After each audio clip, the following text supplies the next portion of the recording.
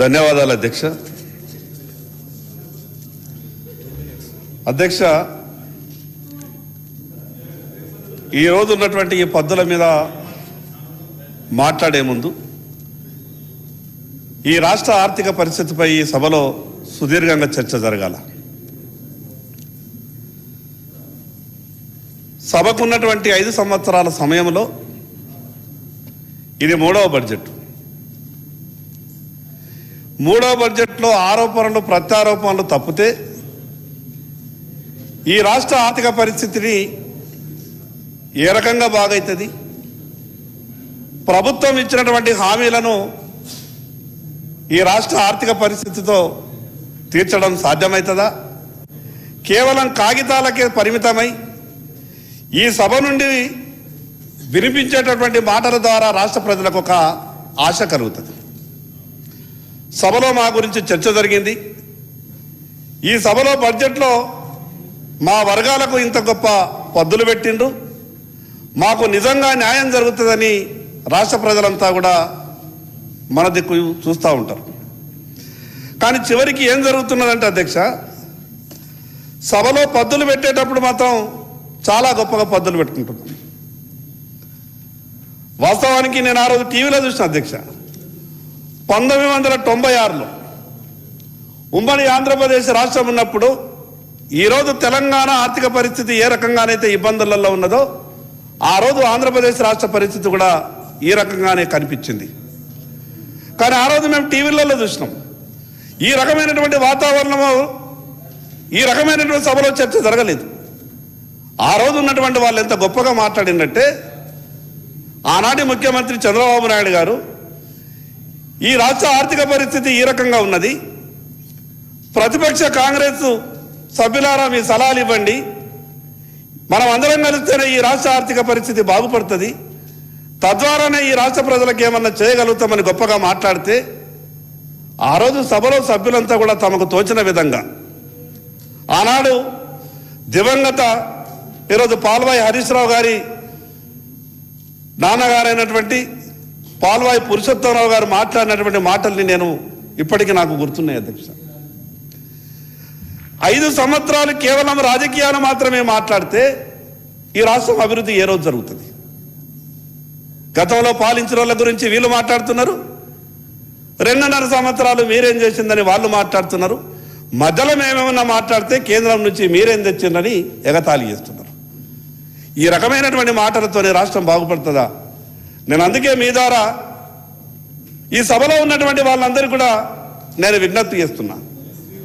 నేను ఎవరినో కించపరచాలని కాదు, ఒక రాజకీయ పార్టీని విమర్శించాలని కానీ మాట్లాడతలేను అధ్యక్ష. ఈరోజు వ్యవసాయం ఇబ్బందులలో ఉన్నది.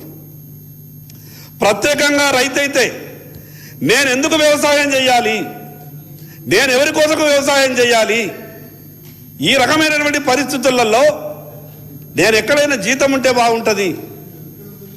ఈరోజు అధ్యక్ష, మా ప్రాంతంలో వాడుక భాషలో ఈ పొలాల్ని చేన్లని కౌలుకి ఇచ్చేదాన్ని మునాఫా అంటారు.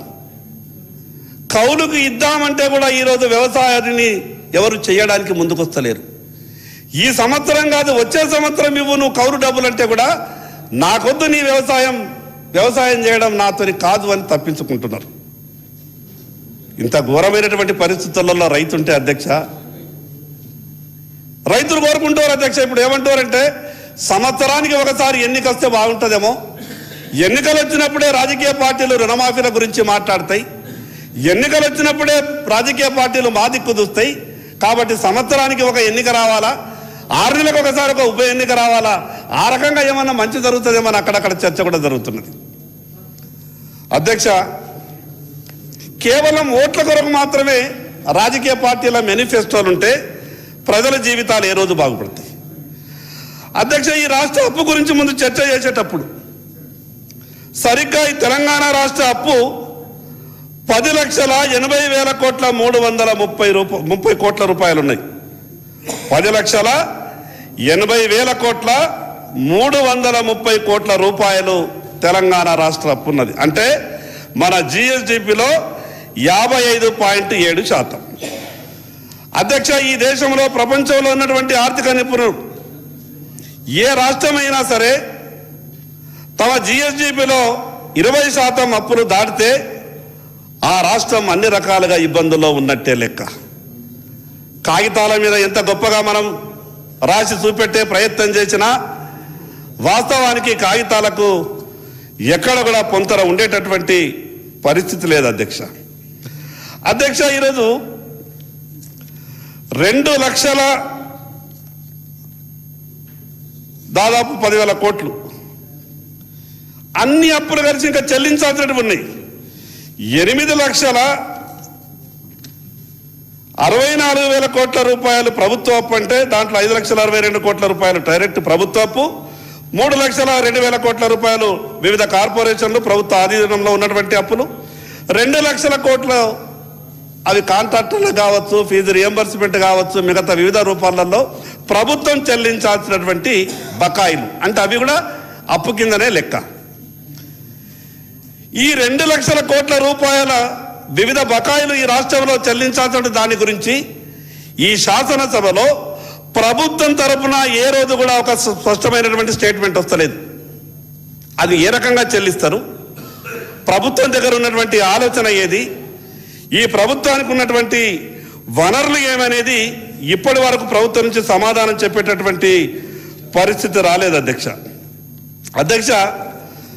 తెలంగాణ ఉద్యమంలో ఎంత గొప్పగా మనం చెప్పుకున్నామంటే సమైక్య రాష్ట్రంలో మనం బాగుపడం, మన రాష్ట్రం మనం సాధించుకుంటే తప్ప మనకు భవిష్యత్తు లేదు అని అంటే నాయకులు మాట్లాడేటటువంటి మాటలు నిజమనుకొని సమర్థవంతమైనటువంటి పాలకులు తెలంగాణలో ఉన్నారు కదా, మన మాటలు నమ్మి ఉద్యమంలో పాల్గొన్నారు అధ్యక్ష.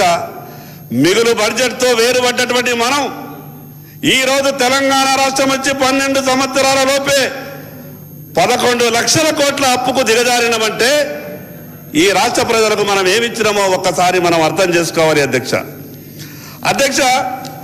కాంగ్రెస్ పార్టీ మేనిఫెస్టో ఎంత గొప్పగా ఉందంటే రంగురంగుల మేనిఫెస్టో. ఆ మేనిఫెస్టోలో ఉన్నటువంటి అక్షరాలన్నీ చూస్తే రాష్ట్ర ప్రజలంతా కూడా ఆకర్షితులైండ్రు, తెలంగాణ ఓటర్లంతా ఆకర్షితులైండ్రు. రంగురంగుల బొమ్మలు. దానికి మేనిఫెస్టో కమిటీ అధ్యక్షులు పెద్దలు శ్రీధర్ బాబు గారు. నాకైతే శ్రీధర్ బాబు గారికి చేతి ఎంత నొచ్చింది అనిపిస్తున్నది రాసి. అది మామూలుగా లేదు.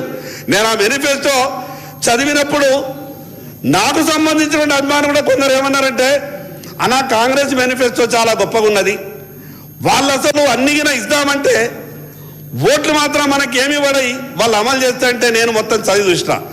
నేను చెప్పిన ఈ మేనిఫెస్టో అమలు చేయాలంటే వాళ్ళు 50 ఏళ్ళు అధికారంలో ఉంటే కూడా సాధ్యం కాదని నేను ఆ రోజు చెప్పిన అధ్యక్ష. ఈరోజు కాంగ్రెస్ మేనిఫెస్టో మేమేం చెప్తున్నాం అధ్యక్ష, మీరు ఇచ్చినటువంటి మేనిఫెస్టోలోని ఇంత గొప్పగా రైతుల గురించి మాట్లాడింది కదా. రైతులకు సంబంధించిన ఎక్కువ విషయాలు చెప్పక 2-3 విషయాలే. రైతులకు ఈ రాష్ట్రంలో కాంగ్రెస్ పార్టీ అధికారంలోకి వస్తే 2 లక్షల రూపాయల పంటల రుణం మాఫీ చేసే బాధ్యత మాది అన్నారు. పంట రుణాలకు ప్రతి రైతుకు 3 లక్షల వరకు వడ్డీ లేని రుణాలు అందిస్తామన్నారు. అన్ని ప్రధాన పంటలకు సమగ్ర బీమా పథకాన్ని అమలు చేస్తామని చెప్పారు.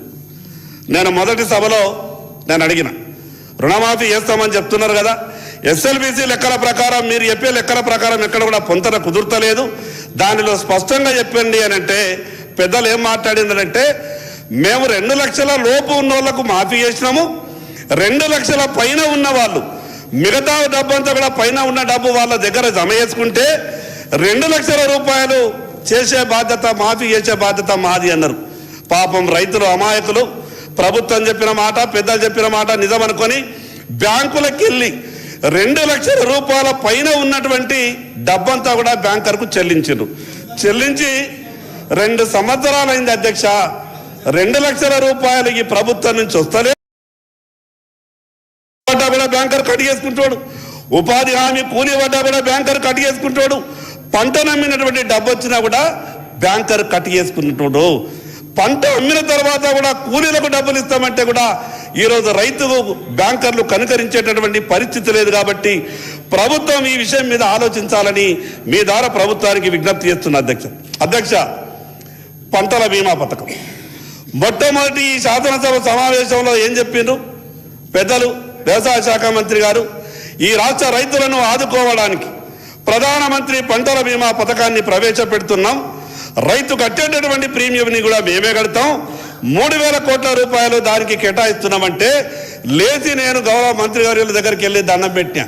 నేను అంతకుముందు హైకోర్టులో పిల్లేసిన అధ్యక్ష, ఈ రాష్ట్రంలో ప్రధానమంత్రి పంటల బీమా పథకం అమలు కావాలి. గతంలో టీఆర్ఎస్ ప్రభుత్వం అధికారంలో ఉన్నప్పుడు 1 సంవత్సరం పంటల బీమా పథకంలో చేరి ప్రభుత్వ వాటా కట్టినటువంటి సమయంలో నేను ఈ రాష్ట్ర రాజధానికి ఆదిలాబాద్ నుండి వేలాది మంది రైతులని పాదయాత్ర ద్వారా హైదరాబాద్కు వచ్చిన, ధర్నా చేసిన, రాస్తారోకోలు చేసిన, హైకోర్టులో పిల్లేసిన తర్వాత గౌరవ హైకోర్టు ఆర్డర్ ఇచ్చింది. ఆ రోజు 48 గంటల లోపల ఫసల్ బీమాకు సంబంధించినటువంటి రాష్ట్ర ప్రభుత్వ వాటా కట్టకుంటే చీఫ్ సెక్రటరీ గారిని కోర్టులో నిలబెడతామంటే ఆ రోజు ప్రభుత్వం వాటా కట్టింది. దాని తర్వాత 4 ఏళ్ళు వాళ్ళు కూడా పట్టించుకోలేదు అధ్యక్ష. ఈరోజు బడ్జెట్లో 3,000 కోట్ల రూపాయలు పంటల బీమా పథకానికి నిధులు కేటాయించి 3 రూపాయలు కూడా మీరు ఖర్చు చేయకపోతే రైతులకు ఏ రకంగా మీ మీద భరోసా ఉంటుంది అధ్యక్ష? ఏ రకంగా మీరు ఇచ్చినటువంటి మాట నిలుపుకుంటారని మిమ్మల్ని నమ్ముతారు అధ్యక్ష? ఈరోజు ప్రధానమంత్రి పంటల బీమా పథకం నేను చూసిన అధ్యక్ష, రైతులకు నేను ఆ డబ్బులు ఇప్పించిన. ఈరోజు కాలం కలిసి రాక, వర్షాలు సరిగా పడక, రైతులకు ఈ పంట దిగుబడి రాక ఇబ్బంది పడితే ఆ పంటల బీమా పథకం ఈరోజు రైతులకు ఒక కవచంగా ఉంటుంది. కానీ ప్రభుత్వంకి ఏమనిపించిందో ఏమో, అది కేంద్ర ప్రభుత్వ పథకం కదా, అది నరేంద్ర మోడీ గారి పథకం కదా, దానికి ప్రధానమంత్రి అనే పేరున్నది కదా, ఈ రాష్ట్రంలో ఎట్లా అమలు చేస్తామనంటే అధ్యక్ష, రైతుల గురించి మానవతా దృక్పథంతో ఆలోచించండి. రైతుకు ఆ పార్టీ ఈ పార్టీ ఏ పార్టీ అనేది ఉండదు అధ్యక్ష. రైతులకు ఎవరు మంచి చేస్తే వాళ్ళే దేవుణ్ణి అనుకుంటారు. కాబట్టి వెంటనే ఈ రాష్ట్రంలో ప్రధానమంత్రి పంటల బీమా పథకానికి సంబంధించినటువంటి నిధులు కేటాయించండి. రైతు కట్టేటటువంటి వాటాని కూడా ఈ ప్రభుత్వమే కడితే రైతులు సంతోషపడతారు అధ్యక్ష. లక్షల కోట్ల బడ్జెట్, 11 లక్షల కోట్ల అప్పు. కానీ ఎంత గొప్ప చెప్తారు అధ్యక్ష, ఆర్థిక మంత్రి గారు ఉప ముఖ్యమంత్రి గారు ఏమన్నారంటే ఈ రాష్ట్ర తలసరి ఆదాయం 5 లక్షల పైబడి ఉన్నది, అసలు దేశంలోనే మనం గొప్పగా ఉన్నామని చెప్పిండ్రు. కానీ ఈ తలసరి అప్పు గురించి ఎక్కడ మాట్లాడరు అధ్యక్ష. తలసరి ఆదాయం గురించి చెప్తారు అధ్యక్ష, కానీ తలసరి అప్పు గురించి ఎక్కడ కూడా చెప్పరు అధ్యక్ష. నేనేమంటున్నా అంటే ఈ రాష్ట్ర ప్రజలకు రైతులకు మంచి చేసేటటువంటి విషయంలో నేను అన్ని పార్టీలకు సంబంధించినటువంటి నా సహచర మిత్రులకు విజ్ఞప్తి చేస్తున్నా. రైతుల విషయంలో రాజకీయాలు పక్కన పెట్టి రైతులకు ఏం చేస్తే రైతు బాగుపడతాడో గొప్పగా మాట్లాడేటటువంటి ప్రయత్నం చేయండి. కేవలం రాజకీయాలు 5 సంవత్సరాలు మనం మాట్లాడితే రైతు జీవితాలు ఏ రోజు బాగుపడతాయి? గౌరవ మంత్రి గారు. పాయల్ గారు అంటే మాకు మా ప్రభుత్వానికి బాగా ఇష్టం అధ్యక్ష.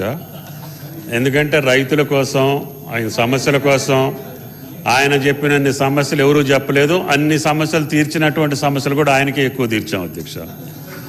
అయితే భారతదేశంలో ఏ రాష్ట్రంలో రైతుకి అప్పు తక్కువ ఉందని చెప్పి నిన్ననే పార్లమెంట్లో కేంద్ర మంత్రి గారే చెప్పారు. తెలంగాణ రాష్ట్ర రైతుకి అప్పు తక్కువ ఉన్నటువంటి రాష్ట్రం. ఎందుకు అనంటే 21,000 కోట్లు ఒకే సంవత్సరం అప్పు తీర్చారు కాబట్టి తెలంగాణ రాష్ట్ర రైతుకి అతి తక్కువ అప్పు ఉన్నటువంటి రాష్ట్రం తెలంగాణ రాష్ట్రం అధ్యక్ష. అందుకనే మిగతా రాష్ట్రాలన్నిటికీ మాట్లాడాలి పాయల్ గారు. అందుకనే ప్రధానమంత్రి గారి ప్రోగ్రాంలు అన్నింటినీ కూడా ఇంక్లూడ్ చేస్తాం. ఇందాక మీరు చెప్పినటువంటి పథకానికి కూడా ఈ సంవత్సరం ముఖ్యమంత్రి గారిని అడిగి తప్పకుండా పంటల నష్టానికి ఏ రకంగా ఇన్సూరెన్స్ చేయాలో తప్పకుండా మిమ్మల్ని అందరం సంప్రదించి చేస్తామని చెప్పి విజ్ఞప్తి చేస్తాం. ధన్యవాదాలు అధ్యక్ష. మంత్రి గారికి రైతుల కొరకు ఈ రాష్ట్రంలో కూడా ప్రధానమంత్రి పంటల బీమా పథకం ఈ సంవత్సరం నుంచి అమలు చేస్తామని మాటిచ్చినందుకు నేను తెలంగాణ రైతుల తరఫున ధన్యవాదాలు తెలియజేస్తా ఉన్నాను. ఆ విషయం కూడా తొందరగానే, ఎందుకంటే సీజన్ వచ్చింది కాబట్టి తొందరగానే నిర్ణయం తీసుకొని, ఎందుకంటే బ్యాంకర్ల మీటింగ్ పెట్టుకోవాలి, ఏజెన్సీలు ఫైనల్ కావాలి కాబట్టి మరి దాన్ని తొందరగానే మీటింగ్ పెట్టుకొని ఆ యొక్క పద్దును ఎంత కేటాయిస్తారో రైతు వాటాన్ని కూడా ప్రభుత్వమే చెల్లిస్తే ఈ రాష్ట్ర రైతులను నేను తీసుకొని వచ్చి ఘనంగా మా మంత్రి గారికి ముఖ్యమంత్రి గారికి సన్మానం చేస్తాను అధ్యక్ష. రైతు భరోసా సహజంగా రాజకీయ పార్టీలు ఏ పథకం ద్వారా ఓట్లు వస్తే ఆ పథకాలకే ప్రాముఖ్యతనిస్తారు. సహజం. ఈ ప్రజాస్వామ్య పద్ధతిలో ఓట్లు వేసేటటువంటి పథకాలకు ఎక్కువ ఇంపార్టెన్స్ ఇచ్చేటటువంటి ప్రయత్నం చేస్తారు. నేనేమంటాను అధ్యక్ష, ఓట్లతో పాటు మిగతా ఇబ్బందులు కూడా మీరు ఆలోచించండి. కేవలం ఓట్ల కొరకే రాజకీయాలు చేస్తే సరిపోదు అధ్యక్ష. ఈరోజు ఆనాడు రైతుల గురించి కాంగ్రెస్ పార్టీ వాగ్దానాలు చేసినప్పుడు ఎంత గొప్పగా మాట్లాడింది. ఇవాళ ఏమంటారు అధ్యక్ష, మేము అనుకోలేదు ఈ తెలంగాణ ఆర్థిక పరిస్థితి ఇంత ఘోరంగా ఉన్నదంటే మేము ఇట్లా మాట్లాడే వాళ్ళం కాదని చెప్తారు. అధ్యక్ష, ఆ రోజు నేను కాంగ్రెస్ పార్టీ మేనిఫెస్టోని ఇలా పొద్దుగల కూడా 4-5 సార్లు చూసిన. సంతకాలు బట్టి గారి, ముఖ్యమంత్రి గారి అయినా లేకుంటే వేరే వాళ్ళు ఎవరన్నా పెట్టినరా అని చెప్పి ఆ రోజు మేనిఫెస్టో కమిటీ అధ్యక్షునిగా శ్రీధర్ బాబు గారు సంతకం పెట్టిరు, కాంగ్రెస్ పార్టీ అధ్యక్షునిగా రేవంత్ రెడ్డి గారు సంతకం పెట్టిరు, సిఎల్పి నాయకులుగా బట్టి గారు సంతకం పెట్టిరు. ఆ 2 సంతకాలే అధ్యక్ష, ఆ 3 సంతకాలే ఆనాడు మేనిఫెస్టో మీద ఏ రకంగానైతే రేవంత్ రెడ్డి గారు, బట్టి విక్రమార్క గారు సంతకాలు పెట్టిండో, ఈరోజు ముఖ్యమంత్రిగా, ఆర్థిక మంత్రిగా 2 సంతకాలు పెడితే ఈ రాష్ట్రంలో ఈ పథకాలన్నీ కూడా అమలవుతాయి కదా అధ్యక్ష.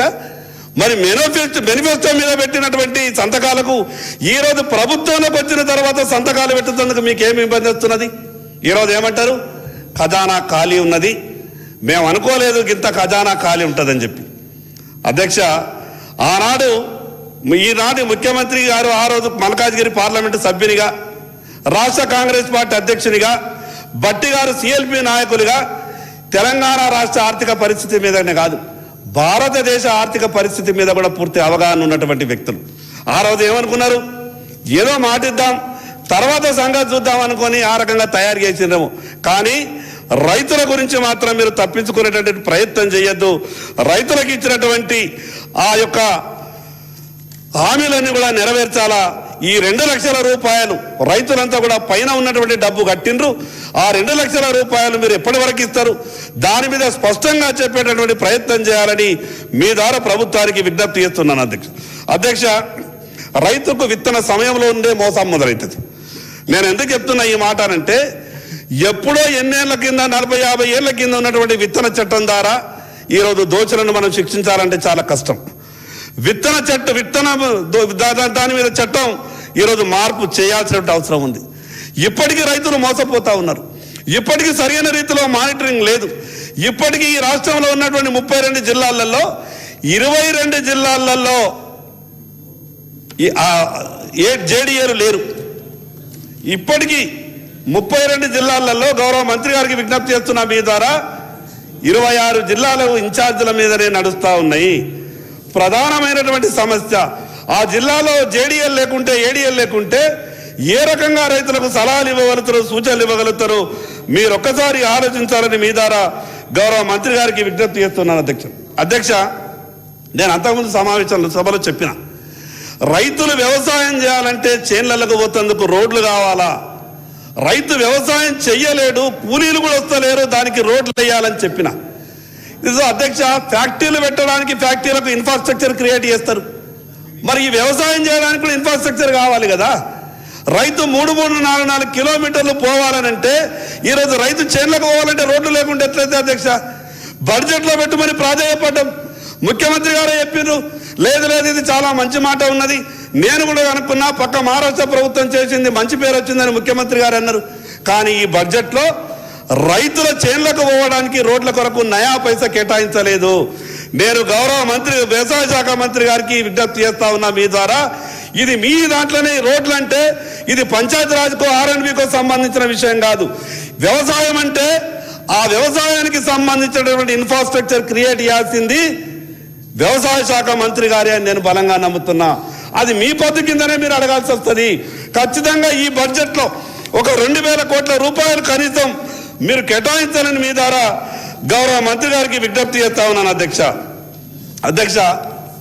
వరదలు వచ్చినప్పుడు కూడా మీరు సాయం చేయకుంటే ఎట్లా అధ్యక్ష? పోయిన ఆగస్టులో నా ఆదిలాబాద్ జిల్లాలో వరదలు వచ్చి 1000 ఎకరాల భూమి పంట కొట్టుకపోయింది, మొత్తం భూమి అంతా కూడా కోసుకపోయింది. మంత్రుల పర్యటనలు అయినాయి, విలేకరుల సమావేశం పెట్టి చెప్పిండ్రు, మాకు కూడా కళ్ళకు నీళ్ళు వస్తున్నాయి, పంట చాలా విపరీతంగా ఇబ్బంది అయింది. పెనుగంగ పరివాహక ప్రాంతం, సాత్నాల పరివాహక ప్రాంతం అంతా కూడా మునిగిపోయింది. నేను వెంటనే హైదరాబాద్ వెళ్ళిన తర్వాత ఎకరానికి 10,000 రూపాయలు నష్టపరిహారం పంపిస్తామని చెప్పారు. అధ్యక్ష హైదరాబాద్ వచ్చారు మంత్రి గారు, కానీ ఇప్పటికీ అధ్యక్ష ఆగస్టులో ఫ్లడ్ వచ్చింది. ఈరోజు మనం మార్చిలో ఉన్నాం. 10,000 రూపాయలు కాదు కదా, 10 పైసలు కూడా రైతులకు ప్రభుత్వం ఇప్పటి వరకు చెల్లించలేదు. రైతు ఏ రకంగా బాగుపడతాడు అధ్యక్ష? మీరు రైతు పంటలకు ఇన్సూరెన్స్ చేయమంటే పంటల బీమా చేయరు. ప్రకృతి సహకరించక పంటలు మునిగిపోయిన పరిహారం ఇవ్వమంటే అది ఇచ్చేటటువంటి పరిస్థితి లేదు. కానీ పైకెళ్ళి ఏమేం చెప్తారు అధ్యక్ష? మాది రైతు ప్రభుత్వం, రైతుల కొరకే మేము ఉన్నాం, మేము తప్ప ఇంకెవరు వారు చేసేవాళ్ళు లేరు అని అంటారు. కానీ ఇంత ఘోరంగా ఈ పరిస్థితి ఉన్నప్పుడు రైతు ఏ రకంగా బాగుపడతాడో ఈ ప్రభుత్వం సమాధానం చెప్పాలి అధ్యక్ష. అధ్యక్ష ఎంత విచిత్రమైన పరిస్థితి అని అంటే రైతుది, ఇదే రైతు దగ్గర కొన్నటువంటి భూమిని ప్లాట్లు వేస్తే ఎకరం భూమి 10 కోట్లు అవుతుంది. కానీ ఎకరం వ్యవసాయం చేస్తామంటే బ్యాంకరు 2 లక్షల కన్నా ఎక్కువ లోన్ ఎలిజిబిలిటీ లేదంటాడు. దాని రియల్ ఎస్టేట్ చేస్తేనేమో దాని విలువనేమో 20 కోట్లు అవుతుంది ఎకరం. కానీ రైతు వ్యవసాయం చేస్తామంటే 2 లక్షల రూపాయల కన్నా ఎక్కువ లోన్ ఇవ్వలేను, దానికి రూల్స్ ఒప్పుకుంటలేవు, కాబట్టి మేము లోన్ ఇవ్వలేము అని అంటాడు. అధ్యక్ష పారిశ్రామికవేత్తలు తను నష్టపోతే, వ్యాపారం 100 కోట్ల లోన్ తీసుకొని 1000 కోట్ల లోన్ తీసుకొని నష్టపోతే బ్యాంకరే వాళ్ళ దగ్గరికి వెళ్ళి ఏమంటాడు? మీకు మేము మారిటోరియం విధిస్తున్నాం, మీకు లేదా మీకు ఇన్స్టాల్మెంట్స్ ఇస్తున్నాం, ఇంకా మీ ఫ్యాక్టరీ నడపడానికి ఒక 200 కోట్లు తీసుకుపోయింది అని అంటాడు. రీస్ట్రక్చర్ చేస్తున్నామంటారు. వాళ్ళకేమో రీస్ట్రక్చర్ చేస్తారు, రైతులకు మాత్రం ఇంటికి వెళ్ళి బ్యాంకర్ ఏమంటాడు? నువ్వు తీసుకున్న లోన్ కట్టలేదు, నువ్వు 6 రోజుల లోపల లోన్ కట్టకుంటే నీ ఇల్లుని జప్తు చేస్తామని భార్యా పిల్లల ముందంటే ఆ రైతు భార్యా పిల్లల ముందర పడ్డటువంటి అవమానాన్ని భరించలేక రైతు ఆత్మహత్య చేసుకుంటాడు అధ్యక్ష. మొన్ననే నా ఆదిలాబాద్ అసెంబ్లీలో అర్లీబి అనే గ్రామంలో రైతు 15 రోజుల ముందు విలేకరులకు చెప్పిండు అధ్యక్ష. మార్కెట్లో 15 రోజుల ముందు నా ఆదిలాబాద్ రైతు విలేకరులకు చెప్పిండు అధ్యక్ష. రైతు పేరు తూడం గణపతి. నేను చేసినటువంటి అప్పు ఎక్కువైంది, నేను మార్కెట్లోకి తీసుకొస్తే ఎవరు కొంటలేరు, తెచ్చినటువంటి అప్పు తీరేటటువంటి పరిస్థితి లేదు, కాబట్టి నేను ఆత్మహత్య చేసుకోవాల్సి వస్తుందేమని 15 రోజుల ముందు చెప్పి ఆ రైతు ఈరోజు ఆత్మహత్య చేసుకోడు అధ్యక్ష. అంటే దీని అర్థం ఏమో అధ్యక్ష? రైతుకు బతకాలని ఉండదా? రైతుకు సంతోషంగా ఉండాలని ఉన్నదా? రైతుకు అంత ఇబ్బందులకరమైనటువంటి పరిస్థితులు ఉన్నాయి కాబట్టి ఈరోజు ఈ రాష్ట్రంలో రైతులు ఆత్మహత్యలు చేసుకుంటున్నారు అధ్యక్ష. ఈరోజు వ్యవసాయ శాఖ మంత్రి గారికి చాలా అనుభవం ఉన్నది. నేను ప్రత్యేకంగా వ్యవసాయ శాఖ మంత్రి గారు తుమ్మల నాగేశ్వరరావు గారు అంటే నాకు చాలా గౌరవం. రైతు సమస్య ఏది చెప్పినా కూడా సానుకూలంగా స్పందిస్తారు. కానీ నేనేమంటున్నా అంటే మీరు ముఖ్యమంత్రి గారితో మాట్లాడి, మీరు ముఖ్యమంత్రి గారి మీద ఒత్తిడి పెట్టండి, మీ ప్రభుత్వం మీద ఒత్తిడి పెట్టండి. మీకు ఇచ్చేటటువంటి బడ్జెట్ సరిపోదు, మీరు ఇచ్చినటువంటి హామీలు సరిపోవు, కాబట్టి మీరు ఈ రకంగా ఉంటే రైతు సమస్యలు పరిష్కారం చేయలేరు. అందుకే మీకు చెప్తా ఉన్నాం అధ్యక్ష, మీరు వెంటనే రైతులకు ఇచ్చినటువంటి ఈ హామీలన్నింటినీ కూడా నెరవేర్చాలి అధ్యక్ష. మనిషికి రక్త పరీక్ష ఎట్లా జరుగుతుందో భూసార పరీక్షలు కూడా జరగాలి. ఈరోజు మారుతున్నటువంటి పరిస్థితులలో కేంద్ర ప్రభుత్వం ఈరోజు 100 కోట్ల రూపాయలు భూసార పరీక్షలకు ఇచ్చింది. ఈరోజు అగ్రికల్చర్ ఆఫీసులలో, ఏడీఏ జేడీఏ ఏవో ఆఫీసులలో తీసుకొచ్చినటువంటి శాంపుల్స్ అక్కడ వారేస్తారు. అసలు ఆ భూమిలో ఏమున్నదో తెలియదు, ఏం మొయ్యాలనో తెలియదు. 5,000 ఎకరాలకు ఒక ఏఈఓ అన్నారు. ఒక్కొక్క ఏఈఓకు 15,000 20,000 ఏరియా పెరిగింది. రైతు ఏ రకంగా సలహాలు తీసుకోగలుగుతాడు? ఈరోజు రైతుకు ఉన్నటువంటి భూసార పరీక్షల మీద రైతుకు కొంత ఊరట కలగాలంటే అసలు తన భూమిలో ఏమున్నదో స్పష్టంగా ఈ ప్రభుత్వం ఈ సాంకేతిక పరిజ్ఞానం ద్వారా చెప్పేటటువంటి ప్రయత్నం చేయాలి అధ్యక్ష.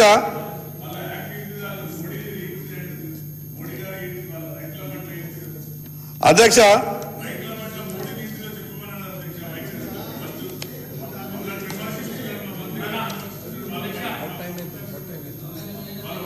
అధ్యక్ష కేంద్ర ప్రభుత్వం ఇచ్చేటటువంటి అన్ని పథకాలకు మ్యాచింగ్ గ్రాంట్లు ఇవ్వాలి. గతంలో చాలా పథకాలు. అధ్యక్ష, వీళ్ళకు రైతుల గురించి మాట్లాడే రైట్ లేదు. వారు నేను అప్పటి నుంచి అబ్జర్వ్ చేస్తా అంటే ఒక 3-4 అంశాలు మాట్లాడారు. ఒకటి, నేను ముఖ్యమంత్రి గారి దృష్టికి తీసుకెళ్ళినా ఈ రాష్ట్రంలో రోడ్లు లేవు, రైతులకు ఇబ్బందికరంగా ఉన్నదని చెప్పి. ఇవాళ ఎన్ఆర్జీఎస్ పనులు తగ్గించారు. గతంలో ఎన్ఆర్జీఎస్లో మనం మెటల్ రోడ్లు వేసుకున్నాం ఇది రైతులకు. దాన్ని పూర్తిగా ఎన్ఆర్జీఎస్ పేరు మార్చారు. మహాత్మా గాంధీ పేరుంటే ఆ పేరునే తొలగించారు మొత్తానికి. మీకు 90% కేంద్ర ప్రభుత్వం ఉండే, 10% రాష్ట్ర ప్రభుత్వం ఉండే. దాన్ని మొత్తమే తీసేసి 60% కేంద్ర ప్రభుత్వం, 40% రాష్ట్ర ప్రభుత్వం తీసుకొచ్చారు. తర్వాత పని దినాలు తగ్గించారు. ఈ రోజు వరకు కూడా సరి అయినటువంటి గైడ్ లైన్స్ లేవు, ఇప్పటి వరకు రాలేదు కేంద్ర ప్రభుత్వం నుంచి. రెండోది రైతుల గురించి దేశంలో నల్ల చట్టాలు తీసుకొచ్చింది వాళ్ళు. రైతులకు దేశ రాజధాని రావద్దు, ఇక్కడ ఎవరు ఎలాంటి చేయొద్దని చెప్పి ఇనుప కంచెలు పెట్టిండ్రు, రోడ్ల మీద మేకులు వాతిండ్రు, తర్వాత రైతుల మీద రబ్బర్ బుల్లెట్లు తోని కొట్టిండ్రు, తర్వాత జలబిరంగులతోని కొట్టిండ్రు, తర్వాత బుల్లెట్లతో కొట్టిండ్రు. కొంతమంది రైతులు కూడా చనిపోయారు. మళ్ళీ వాళ్ళే రైతుల ఉద్యమానికి తల ఒగ్గి వెనక్కి వచ్చింది వాళ్ళే. ఈ రోజు వరకు కూడా ఏదైనా రేట్లు వేస్తారు, మద్దతు ధర వేస్తారు, కానీ కొనరు. మద్దతు ధర వేస్తారు, కానీ ఆ మద్దతు ధరకు మళ్ళీ కేంద్రం నుంచి అయితే రాష్ట్ర ప్రభుత్వం పెట్టి మీరు కొనమని చెప్తారు. కేంద్రం నుంచి ఎలాంటి సహకారం ఉండదు. ఇవాళ అట్లా చాలా పంటలకు ఇవాళ ఈ రాష్ట్రంలో అదే, దేశంలో అదే పరిస్థితి, రాష్ట్రంలో అదే పరిస్థితి.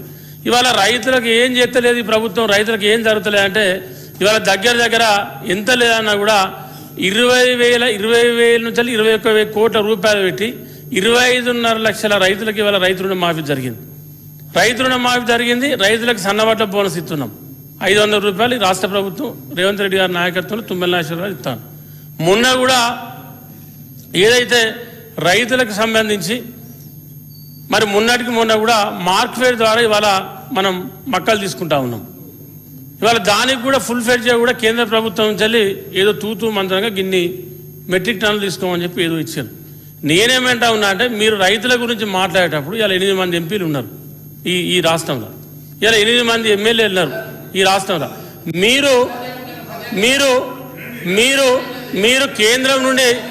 మీరు కేంద్రం నుండి మీరు ఇవాళ తీసుకొచ్చి రైతుల గురించి మాట్లాడు. ఇవాళ కందులకు మద్దతు ధర ఇస్తారు, మక్కలకు మద్దతు ధర ఇస్తారు, మిగతా అన్నిటికీ మద్దతు ధర వేస్తారు, కానీ మీరు కొనరు. మద్దతు ధర మాత్రం వేస్తారు, ఇచ్చి పెడతారు. అంటే మద్దతు ధర పెంచినటువంటి కేంద్ర ప్రభుత్వం మీకు మరి కొనేటువంటి ఇది ఉండద్దా? ఏది కొంటలేరు, మీరు ఏది చేస్తలేరు. బట్టే ఇక్కడికి వచ్చి మాత్రం రాష్ట్ర ప్రభుత్వం ఏం చేస్తుంది, మీరు మేనిఫెస్టోలో ఇది పెట్టిండ్రు, అది పెట్టిండ్రు, మీరేం తెచ్చారు కేంద్ర ప్రభుత్వం చల్లి. ఇవాళ 8 మంది ఎంపీలు, 17 మంది ఎంపీలు ఈ రాష్ట్రంలో ఉంటే అధ్యక్ష 8 మంది మీరు, 8 మంది ప్రభుత్వం నుండి మేము ఉంటే 8 మంది మీరు బీజేపీ ఎంపీలు ఉన్నారు. కానీ రాష్ట్రం నుంచి మీరు కేంద్రం నుంచి ఏం తీసుకొచ్చింది ఇక్కడికి? ఇవాళ పక్కన ఉన్నటువంటి ఆంధ్రప్రదేశ్ సపోర్ట్ చేస్తుందని చెప్పి 4 ఎంపీలు, బీజేపీ పార్టీకి 4 ఎంపీలు ఉంటే ఇలా 1,000 కోట్లు, లక్షల కోట్ల రూపాయలు అక్కడ ఇస్తా ఉన్నారు. ఇక్కడ మీరు చేతులు కట్టుకొని మోడీ దగ్గరకు నిలబడతా ఉన్నారు. మొన్న రాష్ట్రానికి ఎరువులు రాకపోతే కూడా కనీసం ఎరువులు తెప్పించేటువంటి దిక్కు లేదు మీ దగ్గర. కనీసం మీ ప్రధానమంత్రి అడిగేటువంటి పరిస్థితి లేదు మీ దగ్గర.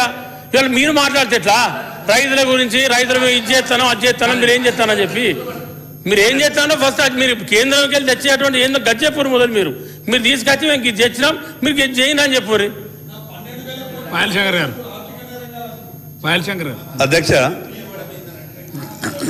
అధ్యక్ష రమణన్న అంటే నాకు చాలా గౌరవం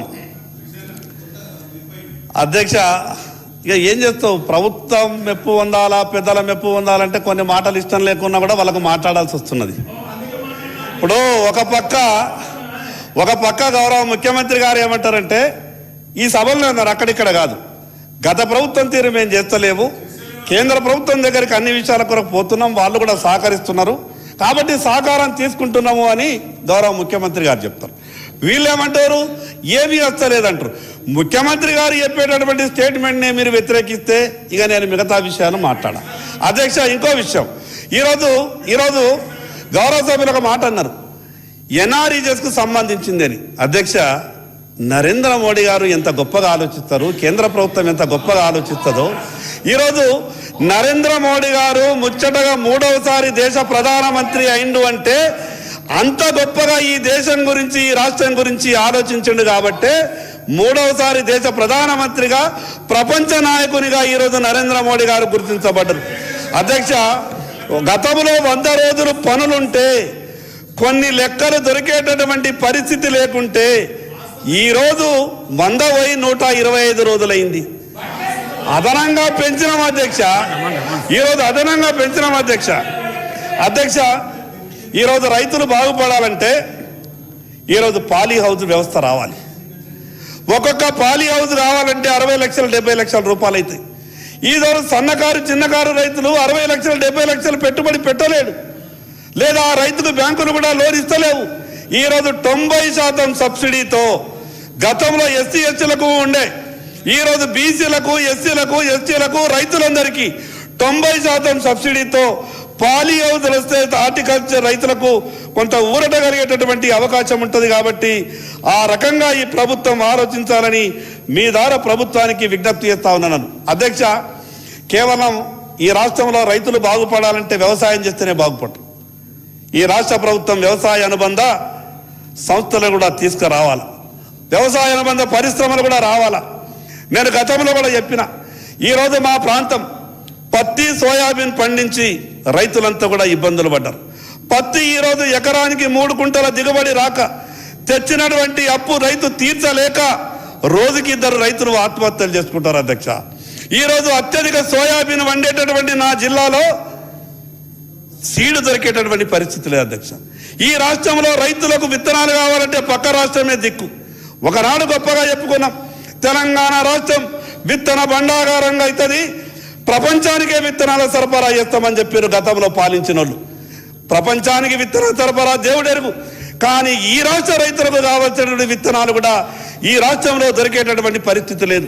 అధ్యక్ష, ఈరోజు నేపియర్ గడ్డి ద్వారా బయో ఎథనాల్, దాని గొప్ప పరిశ్రమలు ఈరోజు ఈ దేశంలో చాలా నిర్మించబడుతున్నాయి. పక్క రాష్ట్రంలో మహారాష్ట్ర ఈరోజు ఈ నేపియర్ గడ్డి రైతులతో పండించి ఈ బయో ఎథనాల్ పరిశ్రమలు ఏర్పాటు చేసి తద్వారా రైతులు ఎకరానికి 2 నుంచి 3 లక్షల రూపాయలు ఆదాయాన్ని సంపాదిస్తున్నారు. మీ ద్వారా ప్రభుత్వానికి విజ్ఞప్తి చేస్తా ఉన్నా, ఆ రకమైనటువంటి పరిశ్రమలు తీసుకొచ్చి ఈ రైతులను ఆదుకోవాల్సిందిగా ఈ ప్రభుత్వానికి విజ్ఞప్తి చేస్తున్నాను. అధ్యక్ష, రైతు తను పండించినటువంటి పంట కొంత స్టోరేజ్ చేసుకునేటటువంటి అవకాశం కూడా రావాలి. ఈరోజు రైతు పండించినటువంటి టమాటా ఒకసారి 2 రూపాయలకు కిలో కూడా, రూపాయికి కిలో కూడా కొనేటటువంటి పరిస్థితి లేదు.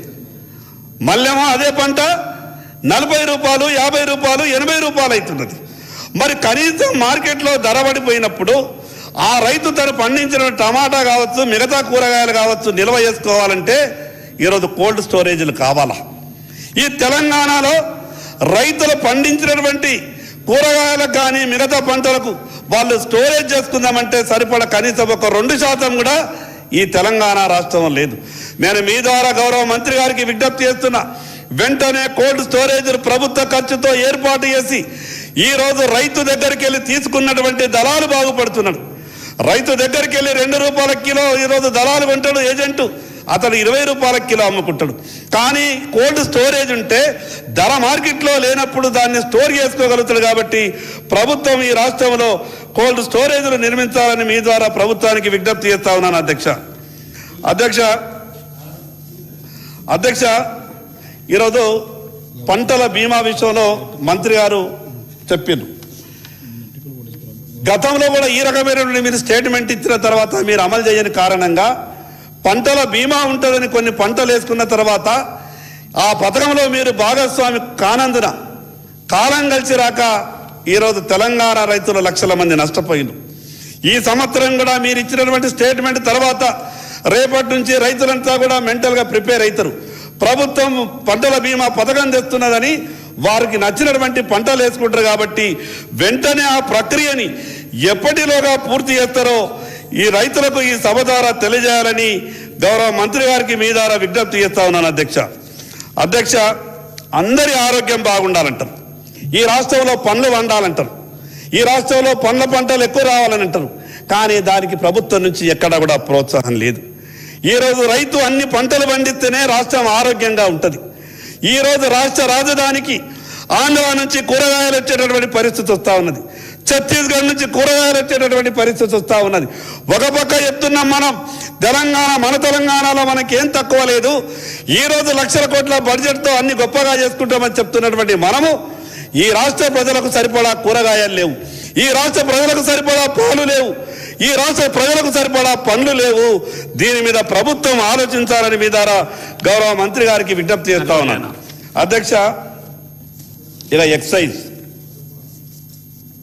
మద్యపాన నిషేధం, ఎక్సైజ్ అండ్ ప్రొవిజన్.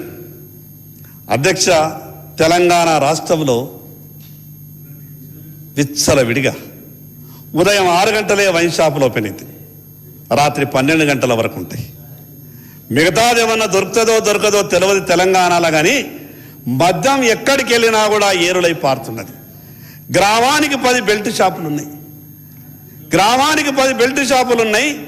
ఈ రాష్ట్రం నడుస్తున్నదనంటే 2 విషయాలు అధ్యక్ష. ఒకటి బర్రెల్లో పోసే పెట్రోలు, రెండవది మనుషుల కడుపులలో పోసే పెట్రోల్. మద్యం పెట్రోల్ మీదనే ఈ రాష్ట్రం నడుస్తున్నది. 35,000 పైచలకు అన్ని వేల కోట్ల సంపాదన ఈరోజు మద్యం ద్వారా తీసుకొని రాష్ట్ర ప్రజల ఆరోగ్యం అంతా కూడా చెడిపోయి ఈరోజు ఎల్ఓసీల కొరకు ఎమ్మెల్యేల దగ్గరికి వస్తారు.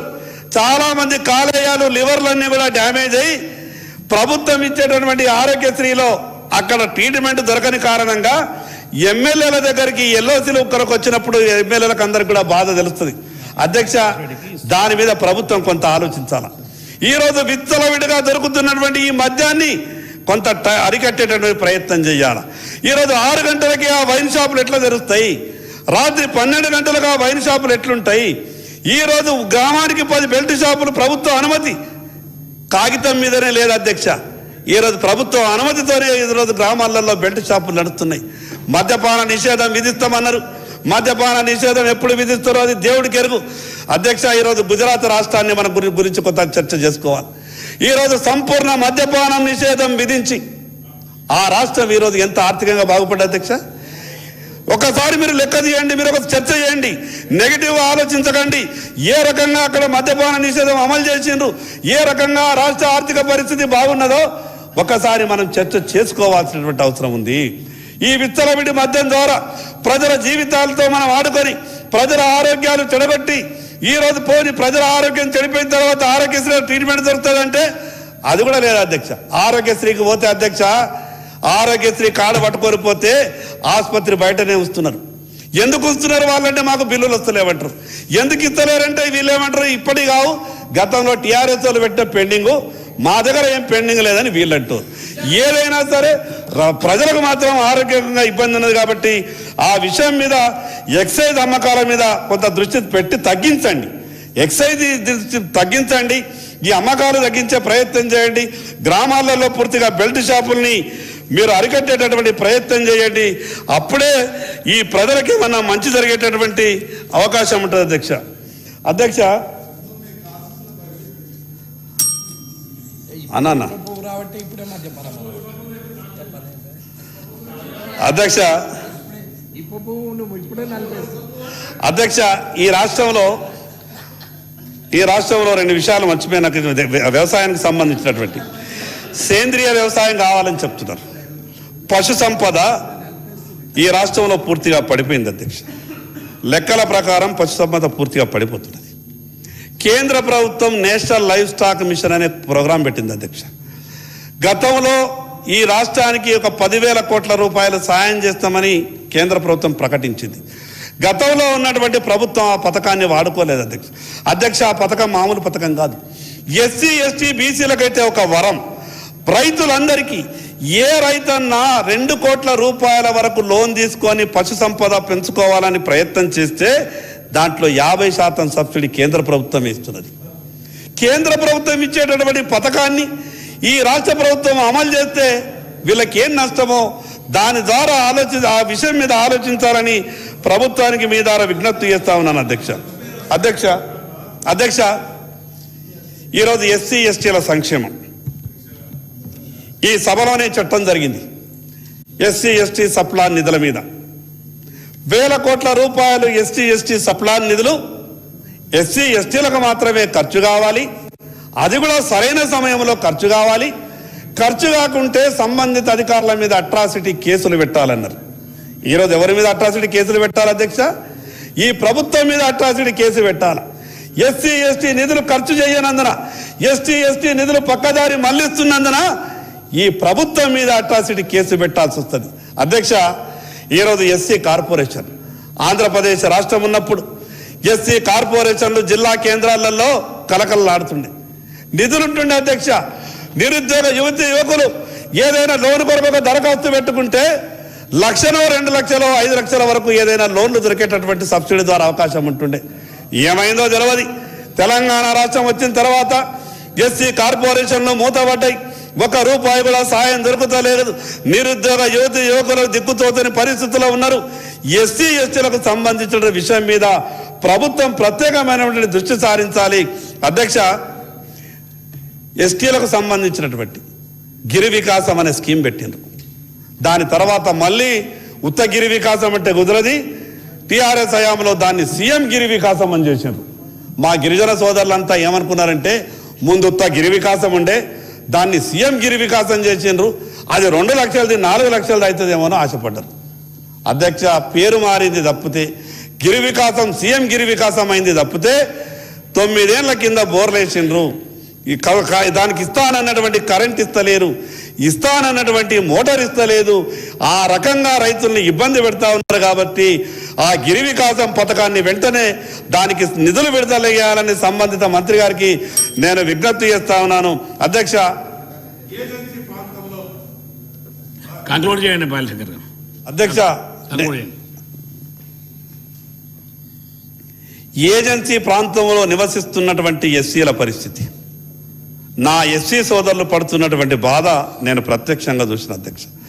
అధ్యక్ష 1970 కన్నా ముందు వాళ్ళకి అది ఏజెన్సీ అని తెలియదు, మిగతా ఏమీ తెలియక వాళ్ళ తాత ముత్తాతల పోయి ఆ ప్రాంతంలో నివాసం ఏర్పాటు చేసుకున్న తర్వాత అక్కడ వాళ్ళు భూములు కొట్టుకున్నారు, వ్యవసాయం చేస్తున్నారు. ఇప్పుడు అధికారుల దగ్గరికి వెళ్తే వాళ్ళు ఏమంటారంటే అది ఏజెన్సీ ప్రాంతం కాబట్టి చట్టం మీకు అనుకూలంగా లేదు, మేము పట్టాలు ఇవ్వలేమంటారు. వాస్తవం.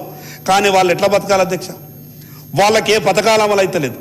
ఏజెన్సీ ప్రాంతంలో ఉన్నటువంటి ఎస్సీ సోదరులకు ఏ పథకాలు అమలైతలేవు. కాబట్టి వాళ్ళ గురించి ప్రత్యేకమైనటువంటి ఆలోచన చేయాల్సిందిగా మీ ద్వారా ప్రభుత్వానికి విజ్ఞప్తి చేస్తా ఉన్నాను అధ్యక్ష. ఈ సంవత్సరం అయితే రైతులకు పంటలు పండక రైతులు తీవ్రమైనటువంటి ఇబ్బందులు ఉన్నారు. కాబట్టి ఆగస్టులో వచ్చినటువంటి అధిక వర్షాల వల్ల వేసినటువంటి పంటలన్నీ కూడా కొట్టుకుపోయినాయి. ఈసారి జొన్న పంటలు రైతు వేసుకున్నాడు. ఈ జొన్న పంటలను గతంలో చివరికి బతిమలాడంగా ఆఖరికి ఉన్నారు. ప్రభుత్వం వెంటనే ఈ రాష్ట్రంలో పండించినటువంటి జొన్న పంటలను ప్రభుత్వం వెంటనే కొనుగోలు చేయాలని ఈ ప్రభుత్వానికి మీ ద్వారా విజ్ఞప్తి చేస్తా ఉన్నాను అధ్యక్ష. ఈ కోఆపరేటివ్ సెక్టార్ అధ్యక్ష, రోజు రోజుకు ఈ రాష్ట్రం అంతా కూడా కోఆపరేటివ్ సెక్టార్ అంతా కొలాప్స్ అయినది అధ్యక్ష. ఈ ప్రభుత్వానికి అప్పు దొరకని సమయంలో టిఎస్ క్యాప్కు అప్పు కావాలని 5,000 కోట్ల రూపాయలకు ఈ రాష్ట్ర ప్రభుత్వం రికమెండ్ చేసింది. కేంద్ర ప్రభుత్వం 5,000 కోట్ల రూపాయల అప్పును కూడా మంజూరు చేసింది. వెంటనే దాంట్లో 2,000 కోట్ల రూపాయలు ఆ టిఎస్ క్యాబ్ నుండి ఆ సహకార సంస్థ నుండి మార్క్ఫెడ్కు ట్రాన్స్ఫర్ చేసిండ్రు 24 గంటల లోపల. ఈరోజు టిఎస్ క్యాబ్ మీద సహకార సంఘాల మీద తెలంగాణ రాష్ట్రంలో ఉన్నటువంటి 25 లక్షల మంది రైతులు సహకార సంఘాలలో సహకార బ్యాంకులలో లోన్లు తీసుకొని బతుకుతున్నారు. ప్రభుత్వం చేసినటువంటి తప్పు కారణంగా ఈరోజు సహకార సంఘాలన్నీ కూడా కొలాప్స్ అవుతున్నాయి. 2,000 కోట్ల రూపాయలు టిఎస్ క్యాబ్కు ప్రభుత్వం అప్పిప్పించి 24 గంటల లోపల మార్క్ఫెడ్కు ట్రాన్స్ఫర్ చేసి మళ్ళీ 24 గంటల లోపల మార్క్ఫెడ్ నుండి ప్రభుత్వ ఖజానాకు బదిలీ చేసిండ్రు. ఏ రకంగా కోఆపరేటివ్ వ్యవస్థ బాగుపడుతుంది అధ్యక్ష? ఈరోజు ఆ కోఆపరేటివ్ వ్యవస్థకు ప్రభుత్వ సహకారం అందించాలి. కోఆపరేటివ్ వ్యవస్థకి ఏమైనా ఇబ్బందులుంటే ప్రభుత్వం సాయం చేయాలి. కానీ మంచిగా ఉన్నటువంటి ఆ కోఆపరేటివ్ వ్యవస్థని నాశనం చేసే విధంగా మాకెక్కడ అప్పు దొరకలేదు కాబట్టి మీరే మాకు అప్పు ఇవ్వాలనండి వాళ్ళ దగ్గరికి వెళ్ళి అప్పు తీసుకొచ్చి ఈరోజు ఆ బ్యాంక్ అంతా కూడా రూపాయి ప్రభుత్వం ఆ బ్యాంకుకు తిరిగి అప్పు చెల్లించలేదు అధ్యక్ష. ఈ రకంగా ఈ ప్రభుత్వ ఆధీనంలో ఉన్నటువంటి కంక్లూడ్ చేయండి, కంక్లూడ్ చేయండి సార్ ఇన్ని పద్ధతుల మీద ఎట్లా సార్ కంక్లూడ్ చేయండి సార్ ఇన్ని పద్ధతుల మీద ఇప్పుడు ప్రభుత్వం చెప్పింది అన్ని పద్ధతులు కలిపి ఒకసారి స్పీకర్ గారు చెప్పారు. అధ్యక్ష సహకారం అందించాల్సినటువంటి ప్రభుత్వం ఈరోజు సహకార సంస్థల్ని పూర్తిగా నిర్వీర్యం చేసినట్టున్నది. అధ్యక్ష సకాలంలో ఎన్నికలు జరగాల, ఏం మాయ జరుగుతుందో ఏమో తెలియదు అధ్యక్ష అంతకుముందు DCCBలో 9 మంది వేరే పార్టీలో ఉండే, ప్రభుత్వం వచ్చా అంటే ఏమైందో ఏమో 8 మంది పార్టీ మారిండ్రు. ఎందుకు మారిందో తెలుసా అధ్యక్ష? చేసినటువంటి తప్పులన్నీ ఎక్కడ ప్రభుత్వం బయట తీస్తుందో అని. అధ్యక్ష ఏ DCCB బ్యాంకులను అయితే స్కాములు జరిగినాయో రైతులకు సంబంధించిన అంశం అధ్యక్ష వెంటనే దాని మీద ఈ ప్రభుత్వం విచారణ ఏర్పాటు చేయాల. అదేవిధంగా ప్రభుత్వం తీసుకున్నటువంటి అప్పు ఈ కోఆపరేటివ్ బ్యాంకులకు వెంటనే చెల్లించాలని మీ ద్వారా ప్రభుత్వానికి విజ్ఞప్తి చేస్తా ఉన్నాను అధ్యక్ష చేప పిల్లలు మత్స్య పరిశ్రమ దాని మీద ఆధారపడ్డటువంటి ఈ తెలంగాణ రాష్ట్రంలో నా గంగపుత్ర సోదరులు నా ముదిరాజు సోదరులు ఉన్నారు. సకాలంలో చెరువులో చేప పిల్లలు వేయాలి. ప్రభుత్వ సాయం అంటే అధ్యక్ష దెబ్బ కలిగినప్పుడు ఏదైనా మందేస్తేనే అదేమన్నా కొంత నొప్పి తక్కువ అవుతుంది, కానీ 6 నెలల తర్వాత మేము కుట్లేస్తామంటే అప్పటి వరకు ఆ మనిషి చనిపోతాడు అధ్యక్ష చేప పిల్లలు ఎప్పుడు ఇడిచిపెట్టాలి? జూలై లేదా ఆగస్టు మొదటి వారంలో. కానీ చేప పిల్లలు ఎప్పుడు ఇడిచిపెడతారు అధ్యక్ష? డిసెంబర్లో చేప పిల్లలు చెరువులో విడిచిపెడితే ఆ చేప పిల్లలు పెరగాలి ఎప్పుడు? ఈ ముదిరాజ్ సోదరులు నా గంగపుత్ర సోదరులు ఎప్పుడు బాగుపడాలి? నేను అందుకే మీ ద్వారా గౌరవ మంత్రి గారికి విజ్ఞప్తి చేస్తా ఉన్నాను, వెంటనే దానికి వచ్చే సంవత్సరం నుంచైనా సరే చేప పిల్లలు సరి అయినటువంటి సమయంలో మరి అదేవిధంగా ఉత్త చేప పిల్లలు విడిచిపెడితే ఈ ముదిరాజ్ సోదరులు గంగపుత్ర సోదరులు బాగుపడరు అధ్యక్ష ఈరోజు రొయ్యలకు విపరీతమైనటువంటి మార్కెట్ ఉన్నది. మీరు వెంటనే రొయ్యలకు సంబంధించినటువంటి సీడ్ కూడా దాంట్లో సరి అయినటువంటి సమయంలో ఇవ్వాలని, అదేవిధంగా గంగపుత్ర ముదిరాజ్ సోదరులకు ఇవ్వాల్సినటువంటి ఈ BC కార్పొరేషన్ ద్వారా ప్రత్యేకమైన నిధులు ఇచ్చి ఆ కుటుంబాలని ఆదుకోవాలని మీ ద్వారా ప్రభుత్వానికి విజ్ఞప్తి చేస్తా ఉన్నాను అధ్యక్ష ఈరోజు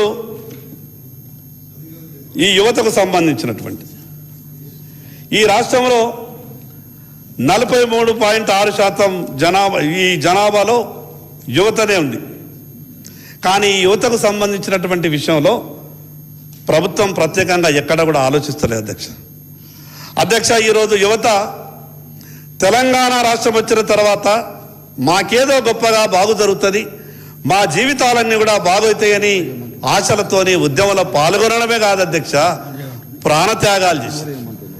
కానీ ప్రాణత్యాగాలు చేసినటువంటి ఆ యొక్క యువతకు ప్రభుత్వాలు ఇచ్చేటటువంటి చేయూత ఎక్కడా లేదు అధ్యక్ష ఆ యువత గురించి ప్రభుత్వం ప్రత్యేకంగా ఆలోచించాలి. కేవలం ఎన్నికల మట్టుకే స్కీములు తెచ్చి ఎన్నికలప్పుడు మాత్రమే మేము స్లోగన్లు ఇస్తామనంటే ఆ యువతని మీరు విడిచిపెడితే ఆ యువత మిమ్మల్ని విడిచిపెట్టడానికి సిద్ధంగా ఉన్నారు.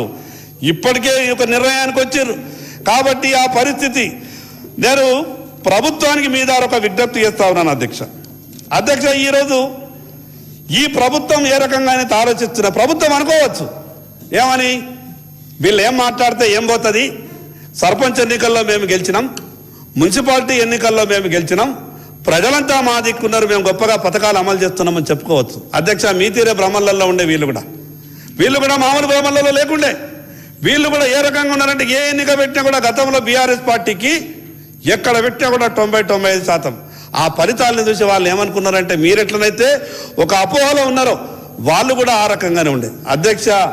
అధికారం ఉన్నప్పుడు జరిగినటువంటి ఎన్నికలని మీరు బెంచ్ మార్క్గా తీసుకుంటే TRS పార్టీకి ఏ రకమైనటువంటి ఫలితాలు వచ్చినాయో మీకు కూడా ఆ రకమైన చాలాసేపు టైం ఉంది, కంక్లూడ్ చేయండి శంకర్ గారు.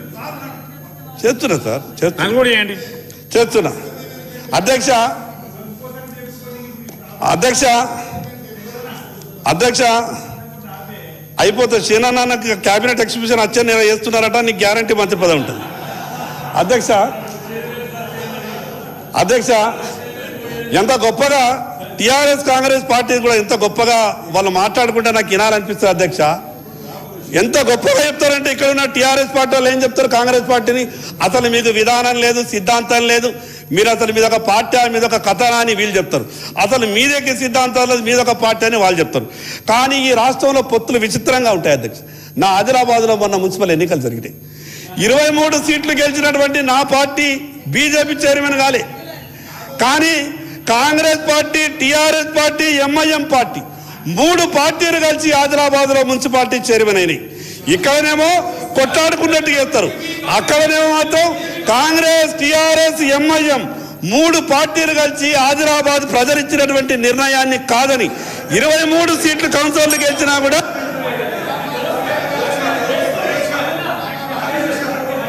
అధ్యక్ష ఒక చిన్న మాట